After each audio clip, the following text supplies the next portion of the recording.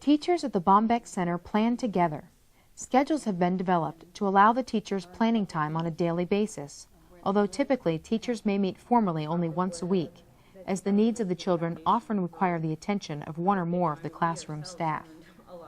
But teachers have learned to use this brief time for reflection on what has occurred, and for thinking about the topic to be discussed and explored.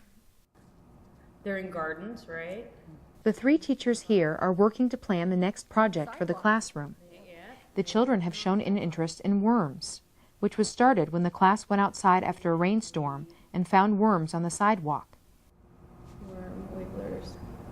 And then we can see, we might be able to get some questions out of them. 3 groups. And we're going to do what they eat, where they live, and their identify bodies. their body parts. This was a perfect opportunity to engage in extended research, addressing content standards and developmental skills. Let's listen as they work to plan the start of the project. Do they have nose? Do they have ears? Right. Do they have teeth? Mm-hmm. For me, like, I'm completely blown away by the fact that they live in the garden, but they don't Yeah. eat through the vegetables and they don't eat through the fruits that are underneath the ground. I don't know why, but that totally amazes me. So I'd be really interested in doing that group if you guys don't care. That's great. Okay. I can do where they live.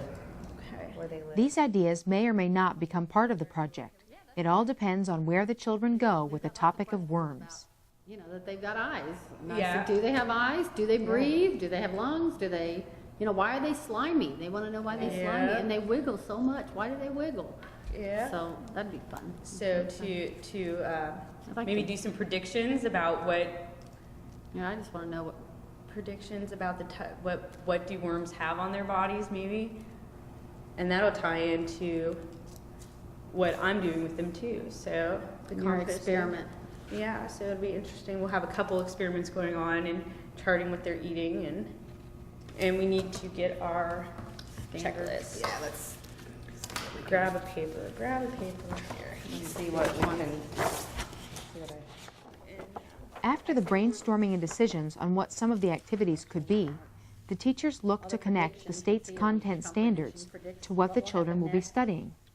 They are using the whole class tracking system, which was created through professional development training with the center staff, UD faculty, and the Bombeck Center administration.